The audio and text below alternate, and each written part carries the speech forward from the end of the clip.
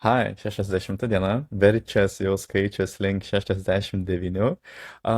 Neskaitant to, tai visas dėmesys buvo skiriamas bendravimui su klientams, pasiūlymo išimams, tuomet irgi projektų managementas.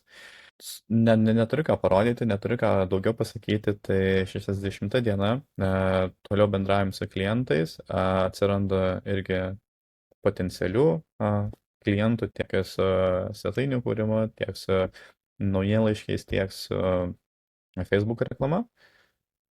Irgi papildomų idėjų generuoju, tai irgi prie tų idėjų šiek tiek dirbu ir nebandau, bet vystau ir esu numatęs tokį vieną žingsnį.